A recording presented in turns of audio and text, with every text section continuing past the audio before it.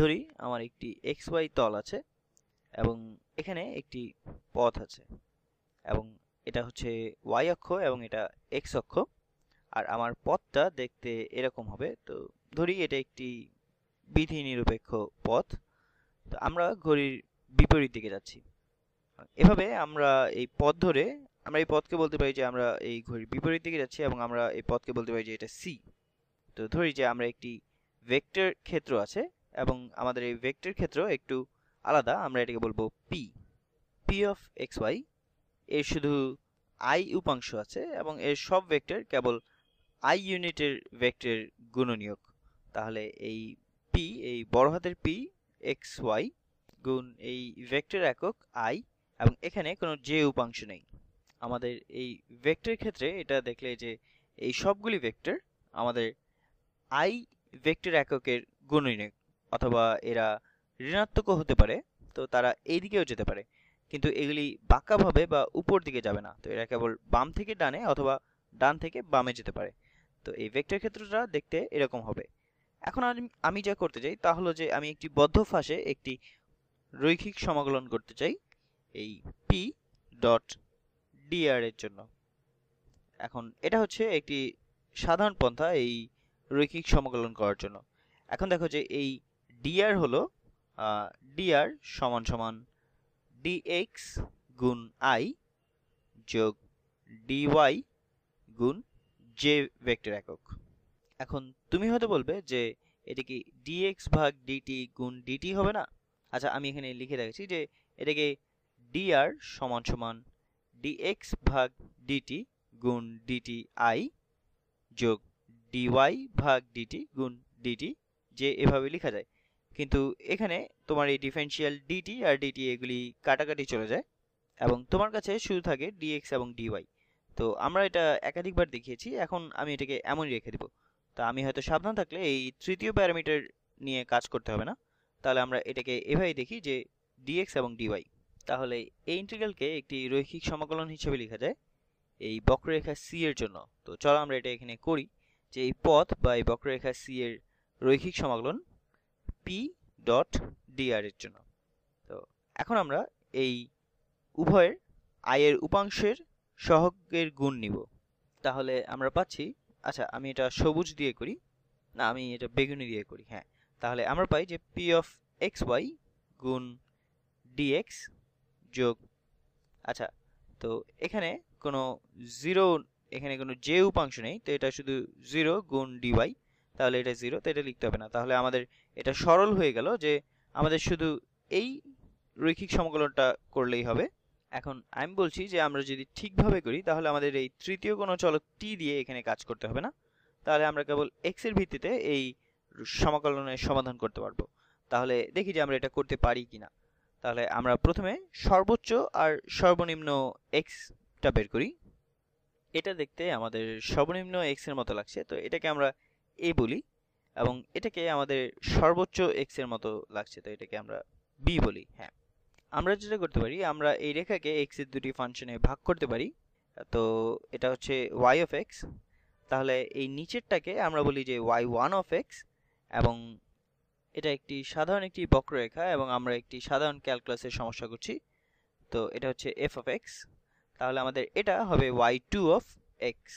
এখন তুমি দুইটা পথ কল্পনা করতে পারো যে এটা হচ্ছে y1 of x এবং আমি অন্য একটা রং দিয়ে করি, এটা ম্যাজেন্ডা। হ্যাঁ, তো এই পথটা হচ্ছে y1 of x, তো এটা দিয়ে সংজ্ঞায়িত, এবং এখানে আমরা x সমান a থেকে x সমান b তে যাই, এবং আরেকটা সংজ্ঞায়িত y2 of x দিয়ে যখন আমরা x b সমান b থেকে x সমান a তে যাই। তো এইটা আমাদের এই রেখা। এবং তাহলে আমরা যা করতে পারি যে সেটা হলো আমরা একটি ইন্টিগ্রাল আবার লিখতে পারি, যেটা আমাদের এই ইন্টিগ্রাল আসলে একই জিনিস যেহেতু এটা এই ইন্টিগ্রালের সমান। তো প্রথমে আমরা এই প্রথম পদ যেটাকে x সমান a থেকে x সমান b তে যাচ্ছে, এটা হলো p of x। আমি বলতে পারি এখানে যে এটা হচ্ছে p of x এবং y, কিন্তু আমরা জানি যে এই y হচ্ছে আসলে x এর একটি ফাংশন, তো এটা y1 of x। তাহলে আমরা এটা বলতে পারি যে x R y1 of x, অর্থাৎ যেখানে আমরা y দেখব আমরা এটাকে y1 of x বসাবো এবং dx। তাহলে এই দিয়ে এটা হলো প্রথম পদ, আমরা একই রং দিয়ে করব। তাহলে তুমি হয়তো বুঝতে পারছো যে এটা হচ্ছে সি। তো এটা আসলে এই বক্ররেখার প্রথম অর্ধেক, এটা আসলে ঠিক অর্ধেকও না। তাহলে এখন আমরা এই বিন্দু থেকে এই বিন্দুতে এটা নিয়ে যাচ্ছে, তাহলে আমরা এই বৃত্তটা শেষ করতে চাই। তো আমরা এটা করব যে এটা হবে, আমি হলুদ দিয়ে করি, তো এটা সমান হবে, আচ্ছা দুঃখিত, আমরা আসলে এই দুইটা যোগ করতে হবে। যোগ ইন্টিগ্রাল x সমান b থেকে x সমান a পর্যন্ত। তো x সমান b থেকে x সমান a পর্যন্ত, এবং আমি এটা এখন একই রঙে করব। তো p অফ x, আর আবার এখানে y এর বদলে হবে y2 অফ x। তো যেখানে আমরা y দেখব সেখানে আমরা এই y2 অফ x বসাবো। তাহলে y2 অফ x গুণ dx। এখন এটা মজার হয়ে উঠছে। তো তুমি হয়তো বুঝতে পারছো যে আমি এটা নিয়ে কি করব। এটা হলো C2 রেখা। আমার মনে হয় তুমি এটা পছন্দ করবে যে আমি যদি এটাকে C1 আর C2 কে একসাথে করি, তাহলে আমাদের এই পুরো রেখাটা আমরা পাবো। এবং দেখো যে আমরা এই ইন্টিগ্রালকে যদি একটু সহজ করতে পারি কিনা। আমি যে করতে চাই তাহলে যে আমরা এদের শেষ বিন্দুকে একই করতে চাই। তাহলে যদি তুমি এই a আর b কে এখানে বদল করো, তাহলে এখানে ঋণাত্মক ইন্টিগ্রাল করে দেবে। তাহলে তুমি এটাকে a থেকে b করবে, আর এটা a, তারপর এই যোগ চিহ্নকে এটা বিয়োগ করে ফেলবে। হ্যাঁ, এখন এটাকে আমরা লিখতে পারি যে সমান সমান ইন্টিগ্রাল a থেকে b পর্যন্ত, এইটার জন্য যে এই p অফ x এবং y1 অফ x বিয়োগ, আমি এটা হলুদ রঙে লিখি, যে p অফ x এবং y2 অফ x, এবং তারপর এই পুরোটার জন্য এটা ব্র্যাকেট হবে dx। এখন আমি একটু ঘোরালো জিনিস করব। তো আমার মনে হয় যে ভিডিও শেষ হতে হতে তুমি এটা পছন্দ করবে। তো এটা খুব সহজ একটা হিসাব। আমি যা করব যে আমি এই দুইটাকে অদল বদল করব। তো আমি পুরো জিনিসটাকে -1 দিয়ে গুণ করব, এবং তারপর আবার আমি -1 দিয়ে গুণ করব। তাহলে -1 দিয়ে গুণ করলে যদি আমরা দুইবার গুণ করি তাহলে এটা আসলে একই থাকবে, তো এটা কোনো বদলাবে না। তাহলে আমি এই দুইটা জিনিসকে বদল করি, আমি ভিতরটাকে -1 দিয়ে গুণ করি। তাহলে এটা সমান হবে ইন্টিগ্রাল a থেকে b পর্যন্ত। আচ্ছা, আমি যদি এই ভিতরেরটাকে -1 দিয়ে গুণ করি, আচ্ছা প্রথমে আমি dx-টা লিখি। হ্যাঁ, তো dx। এখন আমরা যদি এই ভিতরেরটাকে আমরা -1 দিয়ে গুণ করি, তাহলে আমরা পাই p অফ x এবং y2 অফ x বিয়োগ p of x y1 of x। তো এখানে আমি এখন বাইরেও আমাদের -1 দিয়ে গুণ করতে হবে, কারণ আমরা এই ইন্টিগ্রালটাকে আসলে বদলাতে চাই না। তো আমরা এটাকে একই রাখার জন্য এখন বাইরেও আমরা -1 দিয়ে গুণ করব। তাহলে এখানে দেখো যে আমাদের ইন্টিগ্রালটা কিন্তু আসলে বদলায়নি, কারণ আমরা দুইবার -1 দিয়ে গুণ করেছি। তাহলে এটা যা ছিল এখনো তাই আছে। তো এটা সমান হচ্ছে এটা। তাহলে আমাদের ইন্টিগ্রালটা আসলে বদলায়নি। এখন আমি যা করব, এটা হয়তো তোমাদের কাছে একটু অপরিচিত মনে হবে, কিন্তু তোমরা এটা হয়তো পছন্দ করবে, কারণ তোমরা সম্প্রতি কিছু ডাবল ইন্টিগ্রাল করেছো। তাহলে এটাকে আমরা আবার লিখতে পারি যে নেগেটিভ ইন্টিগ্রাল a থেকে b পর্যন্ত। আচ্ছা, এটাকে আমি একটু নতুন রঙে করি, তাহলে এটা হবে p অফ x এবং y, এবং এর মান বের করব যখন y সমান হচ্ছে y2 of x, y2 of x, এবং যখন, আচ্ছা আমি এটা আরো পরিষ্কার করে লিখি, এখানে হবে y সমান যখন y2 অফ x বিয়োগ এই ফাংশনের মান যখন y হচ্ছে সমান y1 অফ x, এবং অবশ্যই এই সব গুণ dx। এখন এই বাক্যটা যেটা আমরা এখানে দেখছি আর এখানে এটা আসলে পুরোপুরি একই জিনিস। এবং তারপর আমরা যদি ধরে নিই যে এটার ডেরিভেটিভ, অর্থাৎ p এর পার্শিয়াল ডেরিভেটিভ, এই বড় হাতের p এর y এর সাপেক্ষে যদি এটা থাকে, তাহলে আচ্ছা আমি এটা আরো গুছিয়ে বলতে চাই, কারণ আমি চাই না যে তুমি সব গুলিয়ে ফেলো।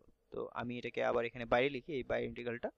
এটা সমান হবে, এটা আসলে বেশ পরিষ্কার একটা সমাধান। তো আমরা একটা সমাধান গড়ে তুলছি, এবং এটা শেষ করতে হয়তো আমাদের আগামী আরেকটা ভিডিও লাগবে। তাহলে আচ্ছা, এবং বাইরে dx। এখন আমি যদি ধরি যে আমাদের যে এই pটা আছে এটার পার্শিয়াল ডেরিভেটিভ এই y এর সাপেক্ষে, আসলে এটা এটা আসলে ঠিক একই জিনিস, ঠিক এটার মতো এখানে যে p এর পার্শিয়াল ডেরিভেটিভ y এর সাপেক্ষে গুণ dy, অর্থাৎ এর ইন্টিগ্রেশন যখন y সমান সমান y1 অফ x থেকে y2 অফ x পর্যন্ত। এখন আমি তোমাকে বলতে চাই যে এই দুইটা জিনিস আসলে সমান, তো এটা বুঝতে আমাদের এখানে শুরু করতে হবে এবং এখানে যেতে হবে, তো যেখানে আমরা এটা দেখে অভ্যস্ত। তো আমরা এখানে এই ধরনের ডাবল ইন্টিগ্রাল আসলে দেখেছি এবং তারপর আমরা এখন প্রথম ধাপে আমরা বলি যে ঠিক আছে, আমরা এটা সমাধান করতে প্রথমে এই ভিতরের ইন্টিগ্রাল থেকে শুরু করি। তো আমরা বলি যে আচ্ছা, আমরা প্রথমে এটার ইন্টিগ্রাল নেই y এর সাপেক্ষে। তাহলে এই y এর সাপেক্ষে এই পার্শিয়াল p এর ইন্টিগ্রাল হবে যে তুমি আসলে শেষ পর্যন্ত p পাবে, যেহেতু এটা ডেফিনিট ইন্টিগ্রাল। তো এর সীমা হবে x এর ভিত্তিতে এবং আমরা এর মান বের করব যখন y সমান হয় y2 অফ x, এবং তা থেকে আমরা বিয়োগ করব যে যখন y সমান হয় y1 অফ x। এবং সাধারণত আমরা এরকম কিছু দিয়ে শুরু করি এবং এরকম কিছুতে যাই। তো এখানে একটু অন্যরকম, এটা আমরা সমাধান দিয়ে শুরু করেছি এবং আমরা এটা কিসের ইন্টিগ্রাল সেটা বের করেছি। তো আশা করি তুমি এটা বুঝতে পারছো যে আমরা এখন এর সমাধান বের করেছি এবং এটা আমরা উল্টোভাবে করেছি আমরা সাধারণত যেটা করি তার চেয়ে। তো আচ্ছা, আমি এখন একটু পিছিয়ে যাই যে এটা কি। তো আমার একটি ফাংশন আছে যে, এবং আমি ধরে নিচ্ছি যে p এর পার্শিয়াল ডেরিভেটিভ y এর সাপেক্ষে এটা আছে। তো আমার একটি ফাংশন আছে এই xy তলে, এটা সংজ্ঞায়িত করা। তো তুমি জানো যে এটা ত্রিমাত্রিক। আমি আর একটু পরিষ্কার করে লিখি, তাহলে এটা হচ্ছে y, এটা x, এটা z। হ্যাঁ, এবং তাহলে তুমি এটা বুঝতে পারছো যে এটা একটি তল এবং আমাদের p এর পার্শিয়াল x এর সাপেক্ষে। তো এটা হলো আমাদের একটি তল যেটা xy তলে আছে।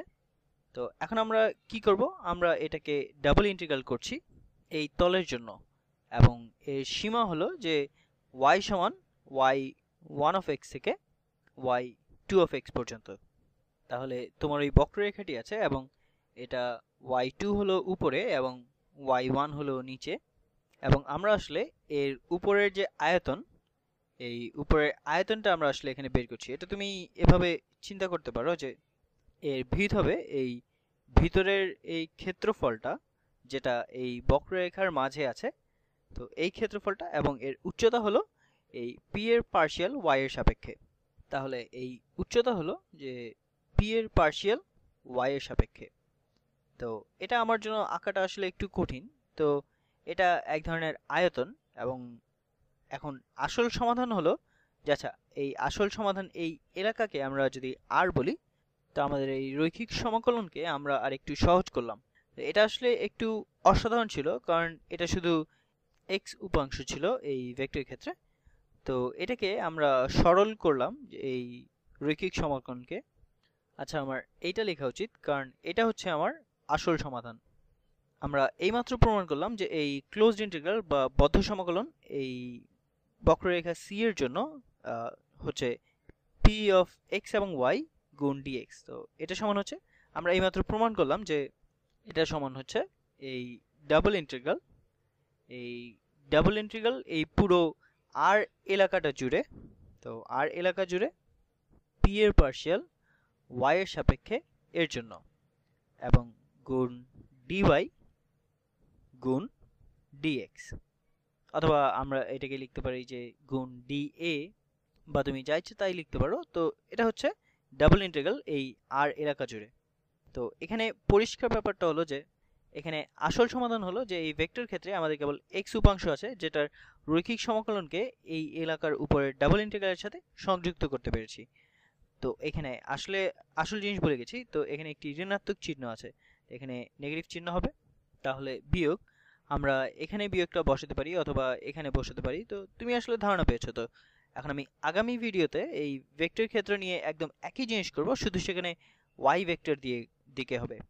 তো এবং তারপর আমরা এই দুইটাকে সংযুক্ত করব এবং তারপর আমরা গ্রিনের উপপাদ্য পাবো।